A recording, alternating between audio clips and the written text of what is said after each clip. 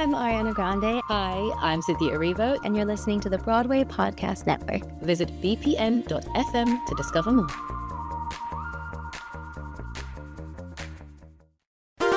There's a cat over here. There's a cat over there. And the wrong one died. And the wrong one died.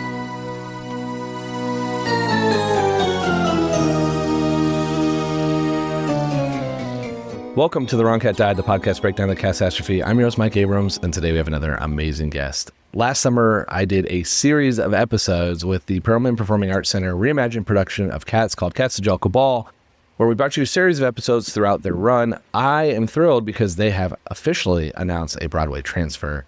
I'm very excited to have Cooper Howell with me today. Cooper was an associate director for the show and is continuing their Jellicle journey. So welcome, Cooper, and thank you for joining me. Thank you for having me. Continuing my Jellicle journey. Yeah, continuing the Jellicle journey. So official. Let's start with the beginning of your Jellicle journey. When was your introduction to cats? My introduction to cats was in the first grade. My family lived in Connecticut at the time. My dad is a theater critic, and my mom is an actress. And I had never seen a Broadway show. We had just moved to Connecticut from Los Angeles. And they checked me out of school, which is always exciting. And we took the train into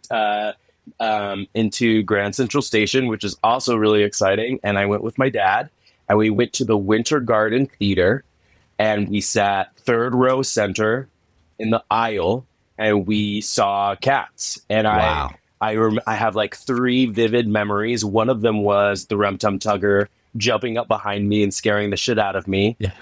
Which I hated. I hated so much.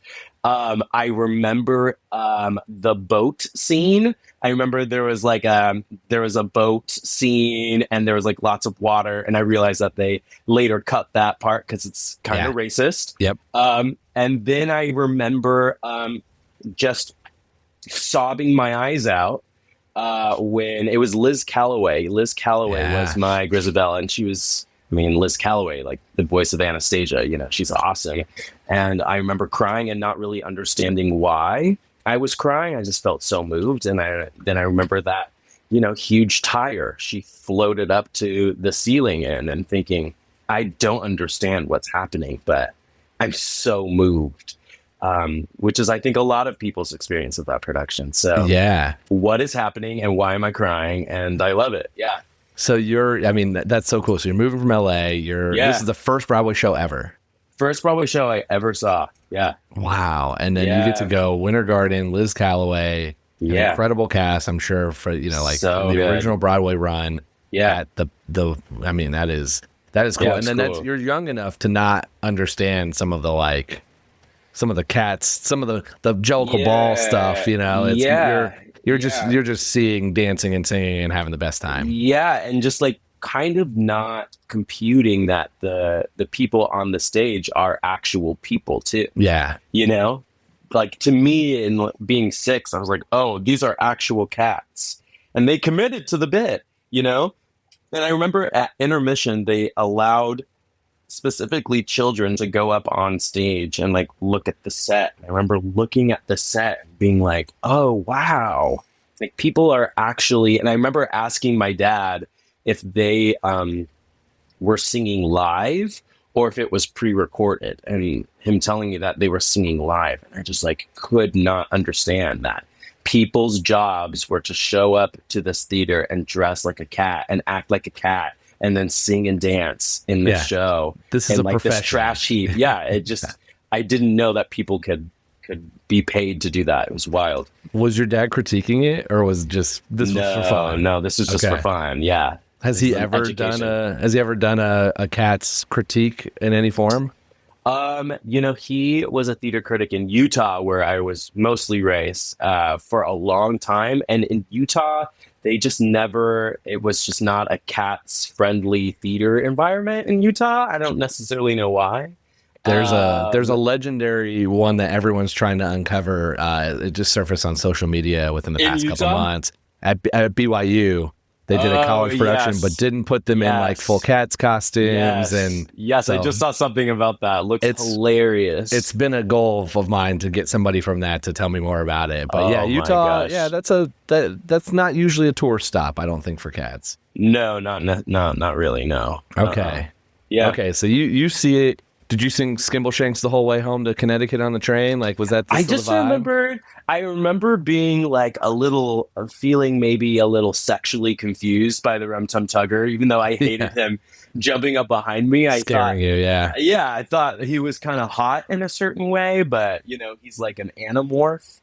So not really understanding what that meant. Of course, that was like, part of my homosexual coming out journey, I think, but... Maybe that was the start of it. That's Maybe it. That was the start beginning. Was the Rum Tum Tugger. That was the first realization right there. That moment. Yes. You turned me. Yeah. Okay, so you see it first grade. Do you go back? Like, how often did you? Because, like, I'm assuming you were involved in the PAC production from pretty early on. From the, it was a long journey before I hit the stage between readings and everything else. Yeah. Was there any other Cat stops in between that, or because like the PAC is such a different. In a really unique way, like it's Cats adjacent is like the best way I can describe it. And so, did you have any other moments between then and hearing about the PAX version? So I remember watching the VHS, the 98 VHS, and being very, very moved by it. And really thinking that there was something very strange and magical about the show.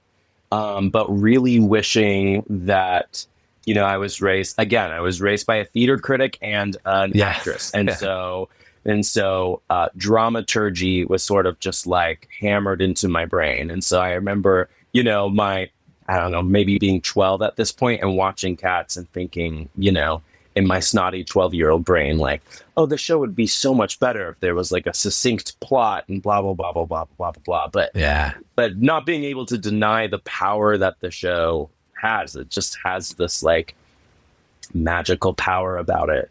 And then I remember, taking an edible with my ex-boyfriend and seeing the movie and just laughing my ass off. The 2019 one, the new one? Yeah. And just thinking, oh, I'm never going to see or hear from Cats ever again. This is the death.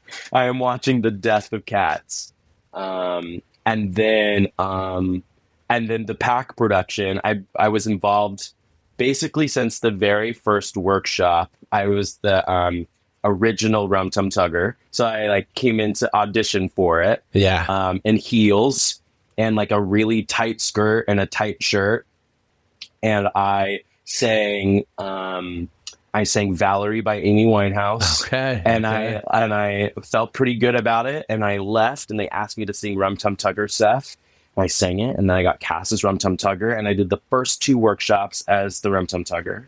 And then acting is just not, it is not my joy. It's not my calling. I don't love it enough I always wanted to be a director. That was like my whole dream. And so there was an opening for an assistant director and I felt like that would be more my lane. So I applied for the assistant, got it, and then got promoted to associate at the PAC, and I've been with it now. Cats is just like a everyday part of my existence. You started as Tugger, and now you're just fully Jellicle on everything. Fully Jellicle. Yeah. Oh yeah. Take me back to the moment when you first heard about the workshop and you were auditioning for it. Yeah. I remember seeing like the postings went viral. Yeah. And what was was it something where like, oh, I really I remember that first grade moment. This is an opportunity, or was it this is going to be such a different version. I'm interested in it, or is it just I'm auditioning for everything because that's the life of an actor at the time? That's a great question. I remember seeing it on Instagram and thinking that it was a really brilliant idea. I think at the time I was feeling really frustrated with the lack of representation that I was seeing on Broadway. And so in my cynical head at the time, I think I read that post and was like, great, I'm going to see a Cats ballroom musical full of, white, cis, straight people. And it's just going to be one more, missed opportunity. But I got the audition notice from my manager at the time and thought, okay, I'll go. I almost didn't go because I had a cold. But I went because I thought it would be really, really cool. And immediately walking into the room, just recognizing from who was behind the table and the attitudes of the production team, that it was going to be a very different experience and that they were going to be very like reverential to ballroom as much as they were to the musical theater piece. And then from there, my attitude changed and I knew I had to be a part of it. But yeah, it's just one of those, it's just one of those ideas that is so brilliant. Bill and Jalen they really thought the hell out of this. It really works. It is. Yeah. I mean, it's one of those, it's a unique show in the sense that there were so many different versions of where I learned about it. There was the what is this from the first workshop readings where it kind of went viral. And of course, everyone's sending it to me because I'm still, at that point, I'm not this isn't an unknown podcast, but it's still pretty early in that journey of the podcast. I actually talked to Bill, I think before the first workshop, and it was let's hold off to seeing until where this goes. Yeah, sure. So we actually started that conversation many, many years before it hit the stage. But then for me, it was I am less familiar with the ballroom space, and obviously have seen the documentary and kind of learned a little bit about it. But when I started seeing what was coming on stage, the very first time we went to the PAC, I went with my producer, and we sat at the edge of the runway at the table that they stuck us right there. And the minute the music hit, I was like, oh, this is still Cats. This is Cats. But then the storytelling is so much cleaner that everyone who's always told me I don't get it, I'm like, well, go see this one because you'll get it in a much different way. And then, I loved it. Like you said, the infusion of having, as I interviewed most of the cast members, and to hear the different backgrounds and stories of everybody to come together to put this. There's the traditional music theater backgrounds. There's the ballroom scene backgrounds. There's, Andre and Junior. There's all these different incredible performers coming together and telling a story that's, well-known and also completely new at the same time. And that's what I thought why it landed so well, I think, with so many different audience members. It was such a diverse audience every time too, which was really cool to see. Oh yeah. I love that you are such a fan and supporter of Cats, just in general. I just think this podcast is so rad. You're pretty cool. I got fascinated by the storytelling. Yeah. And I've always had some gripes with the storytelling. Right. Same. And this solved a lot of those gripes. I actually joked the first time I saw it, I went up to Bill and Jalen after, and I was like, y'all just ruined my show. Because I can't argue against this Grisabella as easily. Yeah. Because it's not the death that I saw in I don't even know how to call it. Just the other where they're in Cats productions, and I'm like, it bothers me that she leaves her family and goes. But I'm like, no, this Grisabella is not leaving her family. She's kind of it's a different ending.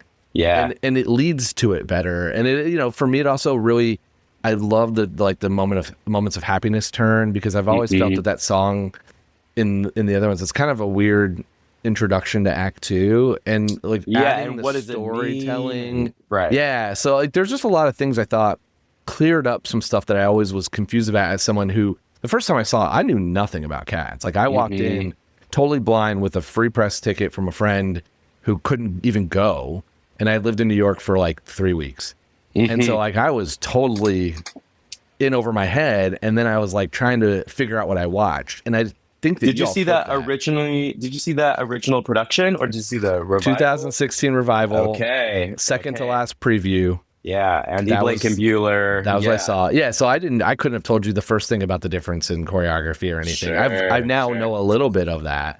Yeah. But when I went, I was like, yeah, I knew the song, and then memory, I'm like, oh, I know this song. But I didn't go in with this like super fandom or the knowledge when I started. It was very much a kind of this, this trying to figure out the story. And then by the time PAX starts, I'm now multiple years into talking to people about it. And so I now know probably way too much about it. And then I get to go to this version and I'm like, this is great. It solves some of the stuff. So that's why that was so cool. And I love that it's transferring. Obviously it was rumored for a long time, but I'm glad it's official. But too. Before we get to that, I want to get to that because I'm going to ask you a bunch of questions that you're probably going to be like, yeah, I'm not answering that, but we're still going to try.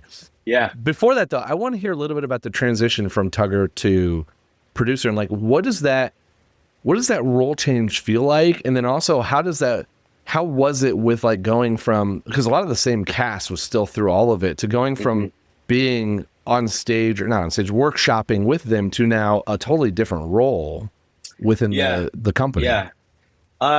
So I grew up in Utah. And I grew up Mormon. Very, very, very, very Mormon. Very, very Christian, very white-centered, very Mormon, very Republican. And I am a half-black, gay, non-binary person. And I've felt that in my body my whole life. And so being in that environment my whole life, I felt like I was always auditioning constantly for society. Okay.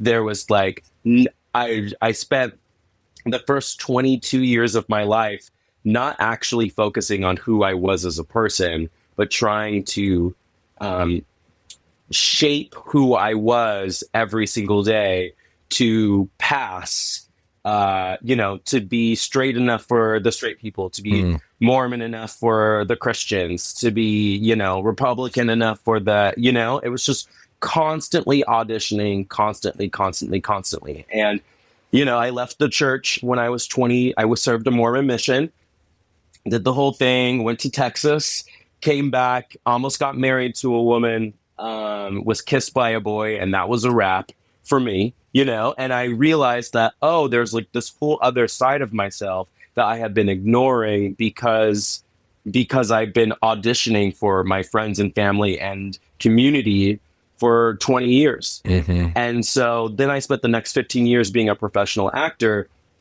And the process of being a professional actor and going through the audition circuit, it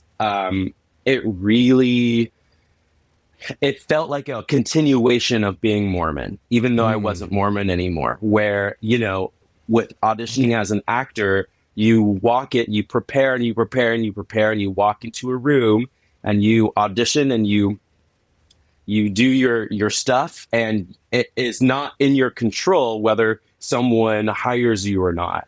And with acting, it's almost more brutal than the Mormon churches, for example, because they don't just say no to you, they kind of ghost you. If you don't get the part, they just, And so there was just a part of my mental health that wasn't able to really level up from... My mental health wasn't where I wanted it to be in my own life journey. And it took a lot, I spent so many years acting, and my mom is an actress, and it's like a family thing, that a lot of my identity was tied to that. But I was just deeply unhappy. And also that combined with, I love theater way too much to be an actor. It's very hard for me to sit in a rehearsal room and to, I'm constantly thinking about ways to make things easier or better or simpler. I'm thinking of the dramaturgy of, my parents would put me to sleep every single night as a kid. There was a CD player next to my bed, and they taught me how to read by taking a Broadway cast album, and I would have to read the plot summary out to them. And then they would be like, okay, now tonight's musical is A Little Night Music or whatever. And they would be like, let's read it. And I would read the plot summary, and they'd be like, okay, good night. And they'd turn off the lights, and I'd lay down and they push play. And so like every night of my childhood was me looking at the glow in the dark stars on my childhood bedroom and like picturing what was happening on a stage while the music played. So my parents kind of created a director out of me. And I really didn't want to go to graduate school. I just am not an academic. It's just not my thing. So I thought what I'll do is I'll become a famous Broadway actor, and then I'll use that clout to transition into directing. But at the time of the third Cats workshop, I was just at a place in my life where I just wanted a lot of things to change. And I really wanted to do the thing that I actually thought that I know that I am here on this earth to do, which is to be a director and a producer and a playwright. And I love acting. I love it so much, but telling the same story 8 times a week, it's not my journey. Yeah. And my mental health is incredible. I love myself so much right now. It's dangerous. And so transitioning out of, look, I love Cats at Jellicle Ball, and the Rum Tum Tugger is so fun. And Sydney does it better than I could have ever done it. Sydney just is, watching Sydney play the Rum Tum Tugger, it's like, oh, this is exactly what it was supposed to be. And Sydney, gets so much joy out of doing it 8 times a week, and he finds different things to do in the role 8 times a week. It's really fun to watch Sydney do it. But I'll be honest, like I'm 37, and my 37-year-old body does not want to catwalk and death drop and duck walk.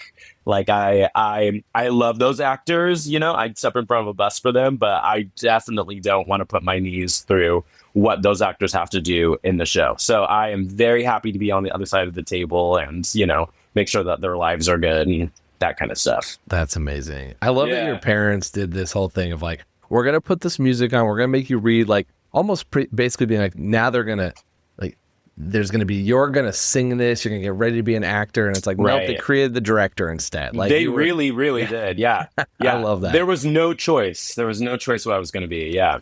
So before we move to talking about the upcoming production, there's definitely some people that are listening to this that probably don't know what, is involved in your role. So how would you describe what your associate producer role was doing at the PAC and is doing currently for anybody that's not familiar for the job? Well, first I want to say that the associate producer of the production is Miranda Go. Okay. I am the associate director. Associate director, sorry. Yeah. No, it's all good. So the way that I describe the associate director role is Andrew Lloyd Webber has a ranch called Cats the Jellicle Ranch. And Bill Rausch and Jalen Levingston are the ranchers. And every day they drive up to the ranch in a pickup truck, and they open the back door. And my job is I'm the border collie, and they go yip yip, and I jump out of the truck, and the actors are the sheep. And I run around and I run around and I run around and I run around. And I make sure they're going through like certain gates, and I make sure that they're that is sort of I'm the border collie on Cats the Jellicle Ranch. Essentially, so you are herding cats. You are literally herding cats. Literally herding cats. Like giving notes out, giving the director's notes out. I don't even know how to describe what I do. I love that description. Does that make sense? Yeah, I think it makes a ton of sense. I mean, also I grew up in Indiana, so I'm like, yes, it makes a ton of sense to me. But you get it. I hope everyone else, all the New Yorkers are like, all right, you've seen it, you know what a ranch is, you know what's going on. Yeah, I love that description. The liaison between the actors and the directors too. Mm-hmm. Bill and Jalen. It's not just working with the actors. It's the tech, it's the big picture of everything. There's so much of what they do that a lot of times they will give me assignments to go and do things. A lot of my job is finding the problems before the problems happen. That kind of stuff too. If you played Legend of Zelda, I am the fairy that sort of flies around around Link and goes, look over here, over here. That kind of thing. Okay. We're going to take a quick break, and then we'll be back for more of The Wrong Cat Died. let's now bring us forward in this journey to now. Let's so go. You announced the Broadway transfer. Yeah. We're recording this. It's it'll be probably sometime in the winter that this is people are listening to this. Yeah. It's starting in March. Yeah. I have my first preview tickets. I bought them the other day. Oh my God. See you there. What's what can people expect? Let me ask this two ways. What can people who came to the pack expect if and hopefully they're all coming back when they come back? And for anybody that didn't get to see it, what can they expect? Like, is there sweeping changes? Like, obviously it's a venue change. There's a lot of other stuff, but like, how much is being adjusted for the Broadway stage versus what we experienced last summer? Great question. Well, the first, if you have seen it at the Pack, I think the change is that the Pack as a physical building and the Broadhurst Theater as a physical building are two different buildings.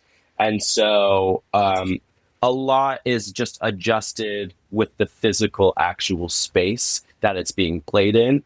I actually think that this show will play better at the Broadhurst because we're a little bit more on top of each other. The mezzanine is directly on top of the orchestra. And so it just feels like we are all completely in the same room as each other, as opposed to the Pack where you could see it maybe 6 different times from 6 different seats and get 6 different shows. Where in this show, one of the incredible things about Cats, and a hard thing for the actors, but an incredible thing for an audience member, is that those cats never leave the stage. With few exceptions, they are on stage. It's like a chorus line. They are on stage the entire time. And so at the Pack, really depending on where you sat, you got like maybe a third of the cat's story, when they weren't in categories or whatever. They'd be at their house table and you'd be able to follow them. Whereas in this production, you will be able to track where everyone is, what all the relationships are, that kind of thing. So I think that will be actually really, really, really exciting. And you will walk in and it will feel like you're in a already existing ecosystem of ballroom, which is really, really exciting. And then I think another obvious I guess upgrade, I suppose, is that it's Cats the Jellicle Ball times capitalism. And so, certain things might look a little shinier and flashier than they did at the Pack production, which we love shiny and flashy, especially for the show. It's pretty cool. But if you have never seen the production before, I think the vibe of the show is going to be the same, if not even more heightened now. And it's less of like a musical theater piece, and it kind of is more like a circus event where, you will still scream yourself hoarse the same way. The merch might be a little flashier than at the Pack now too. You can still like clack your fan. It will still be the show that you loved at the Pack, just shinier and more, a more condensed audience physical experience. Yeah. Okay. Really cool. Okay. Yeah. I do love that. I love Broadway budget. It means that, I'm expecting upgrades in Mustapha's Magic and some of these other things. Sure. And then it's so true about I sat in different seats every single time I went at the Pack. Yep. And you're right. I definitely got very different experiences because one time I was by Nora and Bustifer, and I got a lot of their like little side comments and stuff that I didn't expect to hear. And then when I was on the complete other side, I was with more Mungo, Jerry, and Rumpel Teaser. And so you're right. You did. So now it's with it being on stage, it'll all be there for you to see. Yeah. Okay. That's interesting. Yeah. And then I told everybody, I was like, you have to go see it whether you love or hate Cats, because if you hate it, it's going to explain it to you in a much better way. Sure, yeah. And a lot of the Cats haters that I've met love this production. Right. Because it solved their biggest gripes. 1000%. And I also think like even in like a larger than Cats conversational way, to watch a Black trans woman in 2026 during a Trump presidency win the Jellicle Prize Yeah.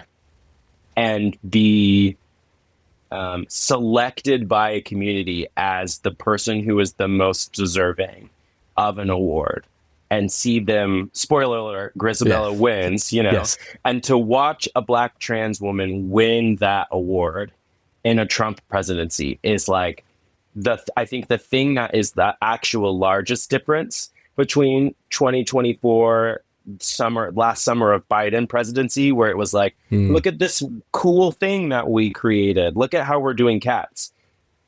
It will now feel like an act of war a little bit. It will feel like extreme radical activism. And we're not really changing much. Just like the meaning of it is so much deeper. And I think that moment alone is worth the ticket price, to be part of like a major moment in American social history, that a show on Broadway had a Black trans female lead who essentially wins a competition show. Yeah. I think is the most radical and amazing thing. Yeah. It's such again, like the storytelling is like, it's still cats, but there are these other moments that you get to add to it.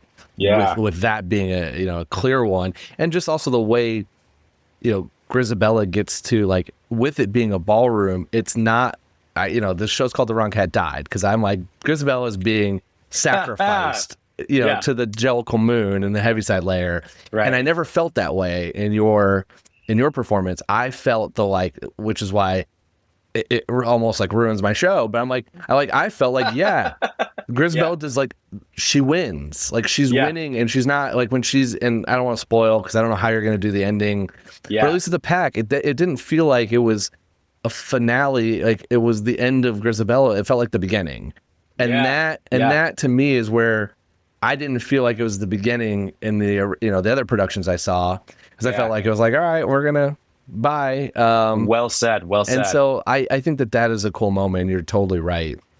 And I think that, like, it is, like, again, now on Broadway in a major house with a full audience, like it is going to be a moment. I can't wait to be at the first preview, and then, hopefully goes for a long time. Yeah. 20 years. Let's like beat the Winter Garden record. Yeah. Let's do it. Keep going. Yeah. Let's do it. I am curious about one thing I thought that was really cool you all did at the pack was these, like, the guests, like the judges, the guest judges. And how, like, that's going to continue, I think, right? So, like, how is that, like, how are you thinking through that and what that looks like? Because every time I went, it was usually someone from ballroom, but you had a limited run where you had only so many you have. You're going to be doing this 8 times a week for, as you said, hopefully 20 years. How are you thinking through that kind of part of the show?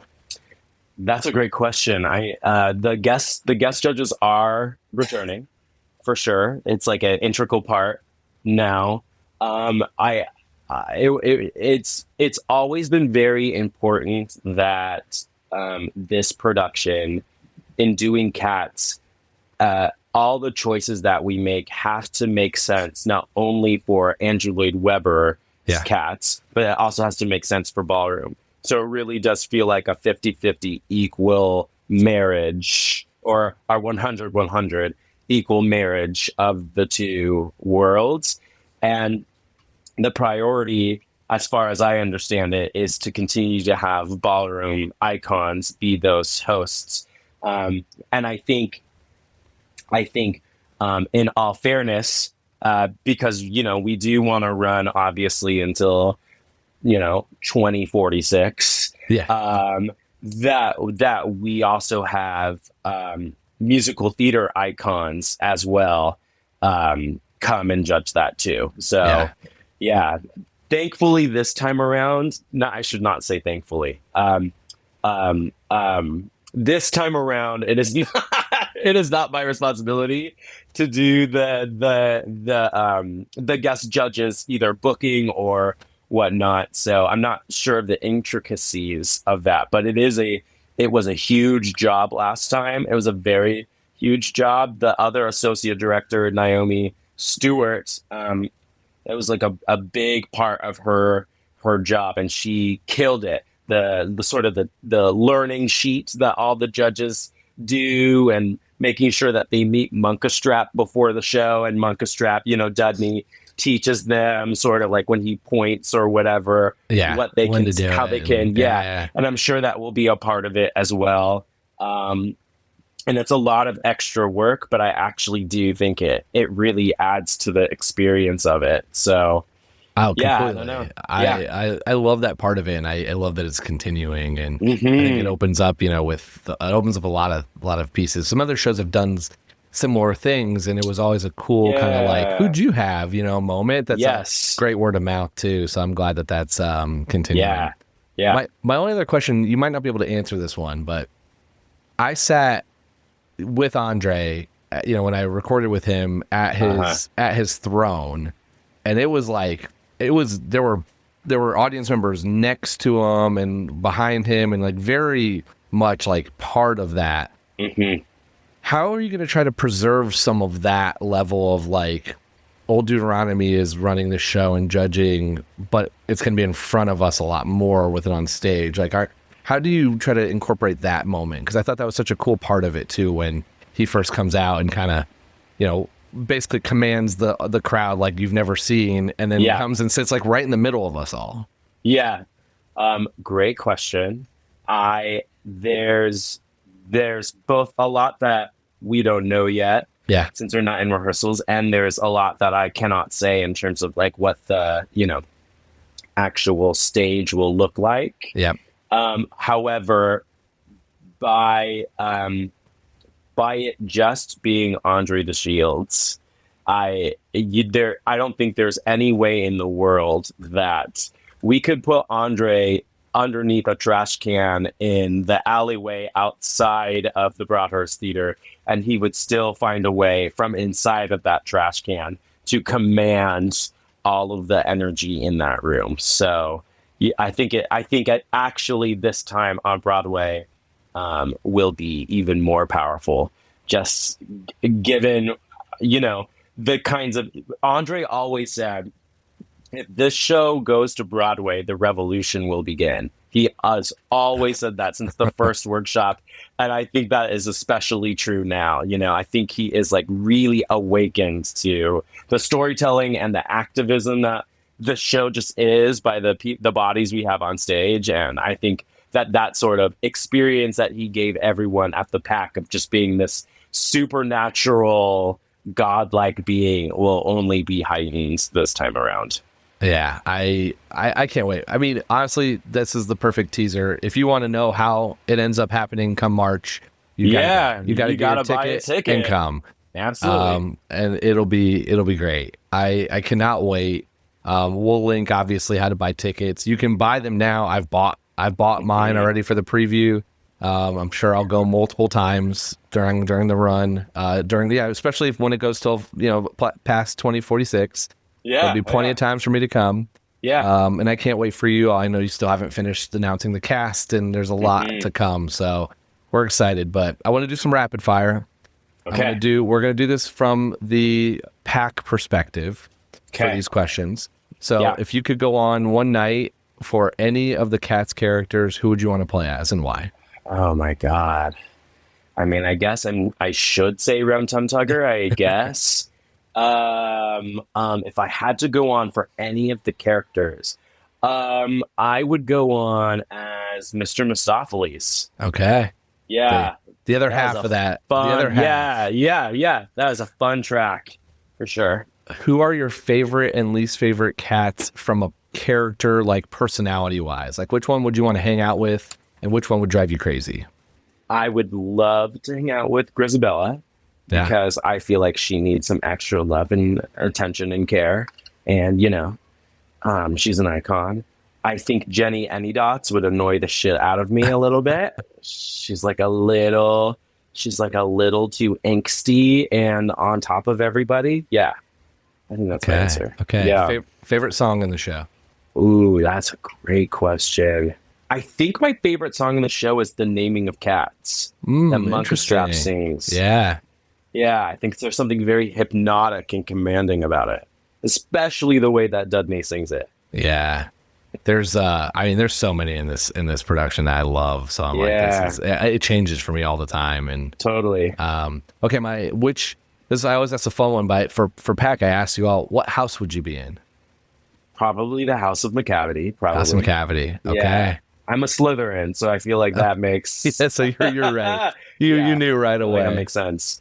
All right. I asked this question to everybody. I did get a wide variety of answers from everyone from the Pack production, but I've obviously argued that I don't think Grisabella's the right Jellicle choice. Here we go. So I want to hear your argument for who's your Jellicle choice and why. So the last day of tech at the Pack, I got in a heated discussion with the choreographers where we asked ourselves this very question, and it was an argument that lasted.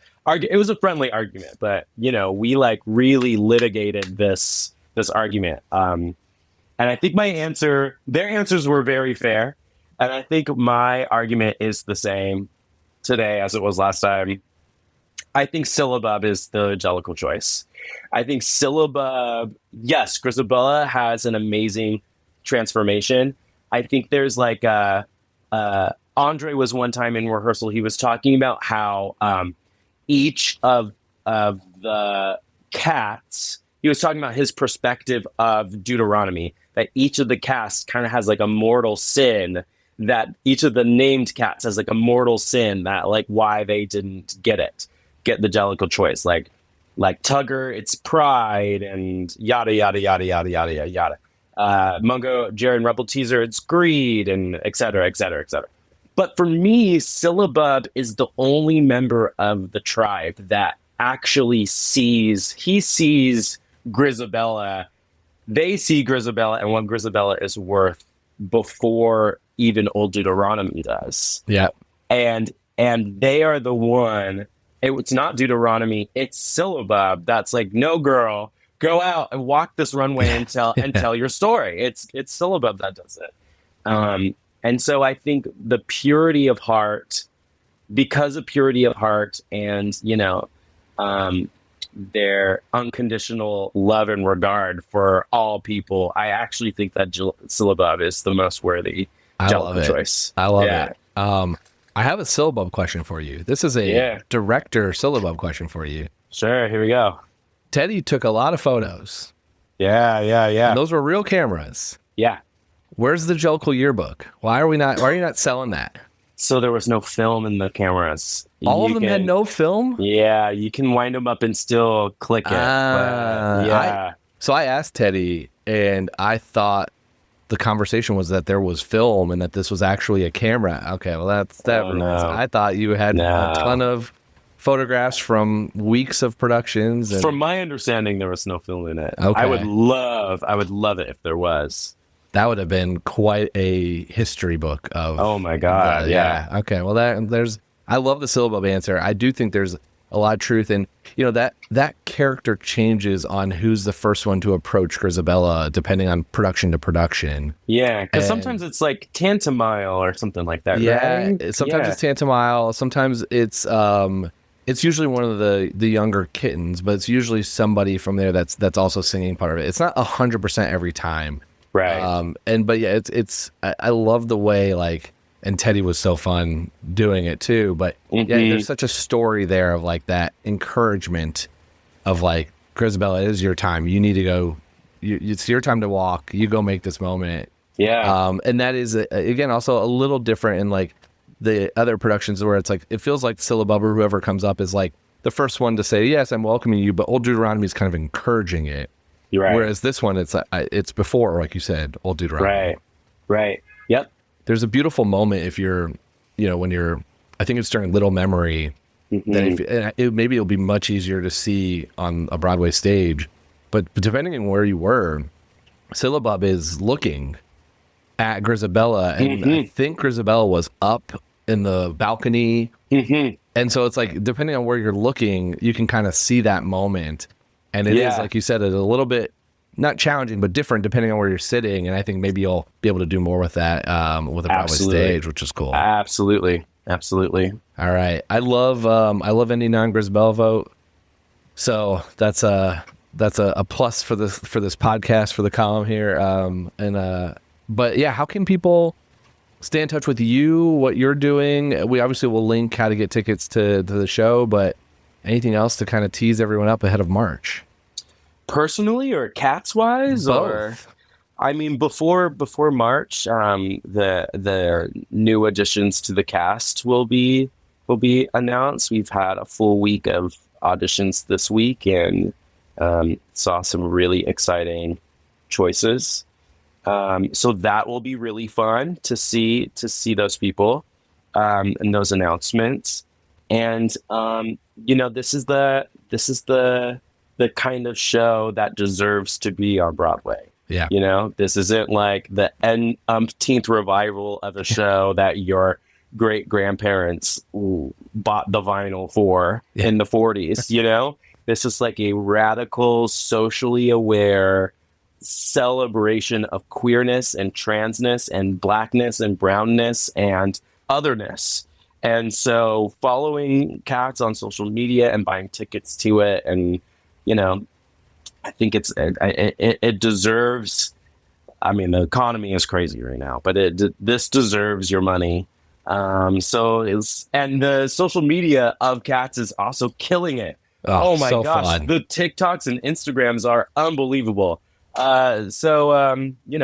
Keeping up with that, you can always follow me personally at the Cooper Howell on Instagram. I'm a little bit of like a wild card with what I put on there, but yeah, I don't know. Yeah, follow the show. Follow Please. you. Obviously, there's a lot out there to see. I've always felt there's some stuff I'm like, oh, it's good, but I paid a lot for it. Every single dollar I went to it felt like I got my money's back and more seeing the show. So good to hear. Like you said, because of it is a story being told that is known, but also very different and celebrating stuff that needs to be celebrated right now. And that's, it's cool to see how it came together. And I love that it was embraced and that it's, it is transferring. I think that the greatest thing about Cats, and I think the thing that Bill and Jalen really nailed with this production, is that Cats ultimately is a story about the transformative power of love. That is what the show is about. Yeah. And I think it gets really lost under leg warmers and makeup and blasting Andrew Lloyd Webber tunes in the other version of it. It becomes more of like a spectacle event, as opposed to, and when you strip it all away and you put modern bodies in it, and the category becomes Cats as opposed to they are actually cats, and then you put othered bodies in those cats, and then you tell the story of the transformative power of love.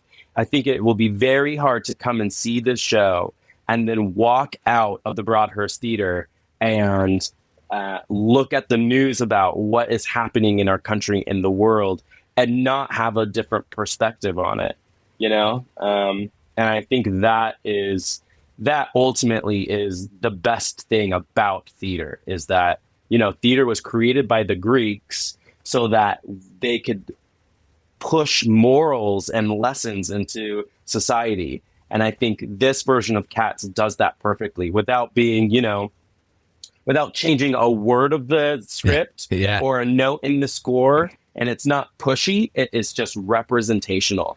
And we need more stories on Broadway and just in general about how actually loving thy neighbor really does transform not only communities, but individuals as well. Yeah. Well said. I don't think I can, that is beautifully said and Thank you. True. And I'm so glad that you all are continuing to have this moment. And hopefully this is the beginning of many more episodes with you all, and everyone should go see it. That's all I can say. March 18th, first preview, I believe. Yes. I will be there. Okay. I'll be there, ready to go. Okay. Cannot wait. And so thank you again for coming on and yes, of course, chatting through this. So during a busy time, obviously you're in the middle of everything of this, this big move, and so thank you for taking time out of your busy schedule. You are so great. This is so great. I really love this. I'm podcast. happy. I'm happy to help every way I can. Like I love supporting the the Jellicle community, but also I've loved everything about this show and this production, and I'm excited. I was waiting for the transfer for a while, so I'm glad it's real and happening. Amazing. Well, thank you for coming on the show, and thanks everyone else for listening to this episode of The Wrong Cat Died, the podcast breakdown the catastrophe. To follow along, you can subscribe on Apple Podcasts, Spotify, or any of us podcasts. Follow us on social media at The Wrong Cat Died, or check our website, thewrongcatdied.com.